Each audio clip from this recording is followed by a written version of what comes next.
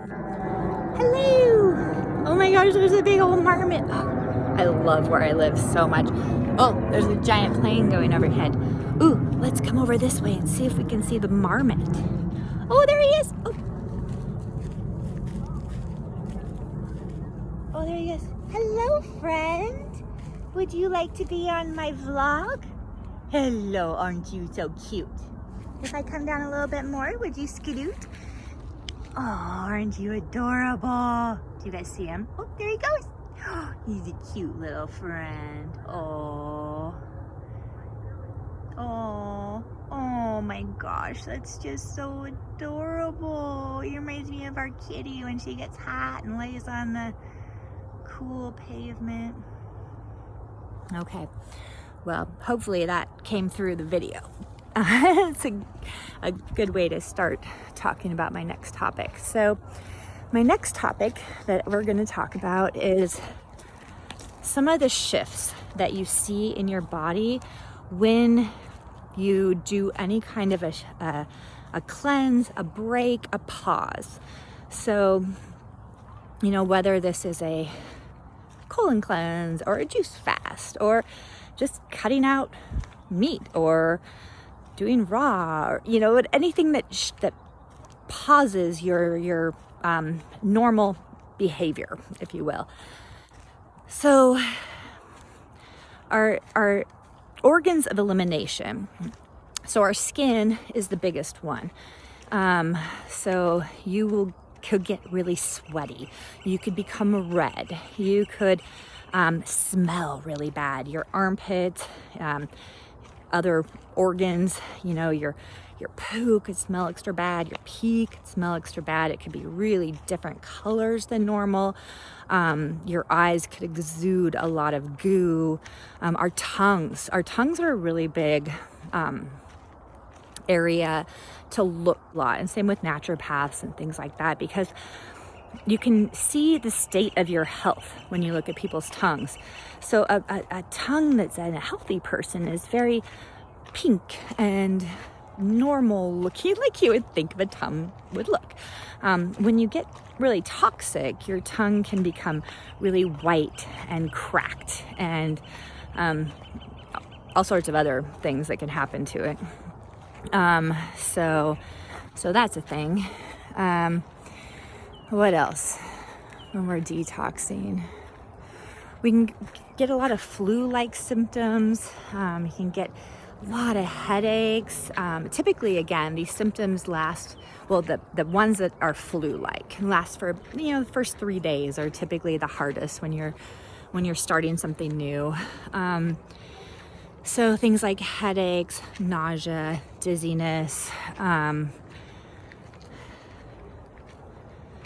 diarrhea, constipation, like this kind of thing. Your bowels might be a little confused for a minute, shutting off a lot of extra load.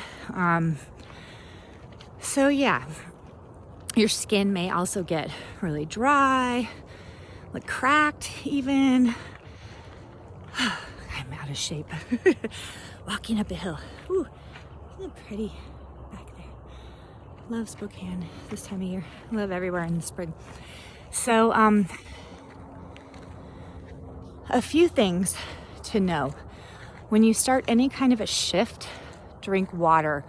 Water, water, water, water, water. On a daily basis, just to survive when you're not detoxing, our bodies need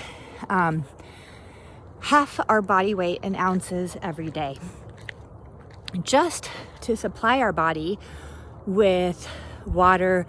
You know, remember, we're like, I don't know, 70, 80, 90% water, something like that. We need water for our cells. We need water for our blood. We need water to detox.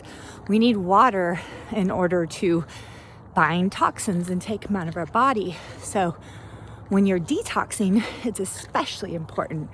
You want to add in, I mean, I know when I did my water fast, I was drinking, I don't know, 2 or 3 gallons of water a day. So say, let's do the conversion here. I'm going to make it easy. 36 times 2. 72 times 2. Okay, say you weigh 150 pounds. If you need to drink half your weight in ounces every day, this is not when you're detoxing, this is just what you should be drinking in water every day. So half of that would be 75. So 75 ounces of water. Now a quart jar, those are like a big Nalgene bottle, or those, not the small mason jars, but the next size up that grandma used to can in a lot. Those are 36 ounces. So 2 of those a day. So like 2 Nalgene bottles, the big ones. So that's what you need just to get by. And then if you're adding acidic things into your body, say you're drinking coffee or alcohol, eating a lot of meat, dairy, things like that, they actually require more water because it's making your body more acidic. So to counteract that, to balance yourself, you need to add more water in. So that is that. So don't forget to drink water. If you get a headache, drink water. The other thing is exercise. So when you're detoxing, you want to go on, you don't really want to be doing extreme workouts. Unless you're that kind of person, used to that kind of thing, but you want to do gentle, like water or walking. It moves your lymph. If you remember, I was talking about the lymph in the breast. The only way to move lymph is manually through massage or by movement. So you've seen those little bouncing trampolines that you can just sit on. That actively moves your lymph. Walking is so great. Oh, the lungs. I forgot to mention the lungs. They're another great way that we get rid of toxins. So deep breathing exercises are most excellent. A lot of people grow up thinking we just know how to breathe, but a lot of us don't breathe properly. Our lungs there are 4 parts. There's the upper lungs and the lower lungs. The lower lungs go like all the way down almost to your belly button. So if you ever watch a baby or animals breathe, you see their belly go up and down. And we are not really taught that. When we grow up, a lot of times that people are like, well, suck your stomach in. If you're always sucking your stomach in and holding your stomach, you're not filling up those lower lungs. You're not actually getting deep breaths. So this is a really good thing to note. Let's see, what else can I talk about right now?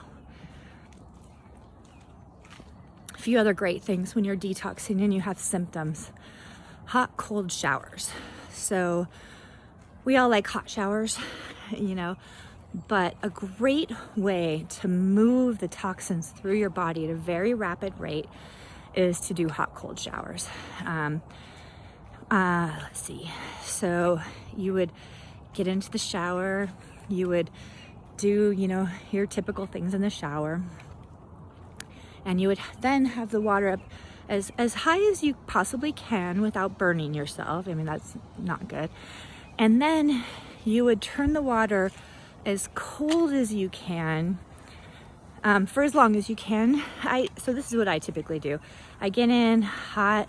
I have a routine of doing my arm up, my chest. I do my back, my head, my legs, and then I turn it to cold. At first, my cold isn't the most extreme cold, unless I've been doing this for a minute, because it's a bit shocking to the system. It's like doing a polar plunge. So I turn the water up colder, and I do what works for me. I get all my body, your scalp, and what that does is the hot water opens up our blood vessels. So your body is open. It's bringing toxins to the surface. When you hit the cold water, your body goes into a state of stop, retract, the blood, your circulation, like it constricts. And then when you go back to hot, it brings them out. So it's like this really interesting pump, if you will, of using your circulation, your circulatory system with this hot cold factor to bring out the toxins. So it's a really great way to, a lot of people use it for a youth treatment because it really, really is great for you. If you can get into the point where you do that every day, you know, just as so it's 3 times typically, ending with cold. There's other ones too, like a dry skin brushing. If you have a loofah or a brush, like those bristled brushes, you know, those kind of white ones, and you, before you get into the shower, just go over your skin. It takes off that layer of toxins that are all over our skins and allows us to flush. Tongue scraping, or whatever it's called. I used to use a credit card until I got a actual tongue scraper, which is this metal tool kind of shaped like that, and you just scrape off. Our tongues are one of our biggest ways of getting rid of waste as well. So a lot of people that have really bad breath and things like that, it's just the tongue gets coated. And so scraping it off, like, you'd be amazed at what you get off of your tongue. So there's those. What else am I missing? Tea. Drinking tea, herbal teas when you're detoxing is great. There's a lot of excellent teas out there. I would stay away from caffeine when you're detoxing. Even green tea I like to avoid, just because it is a stimulant and you're trying to give your body a break.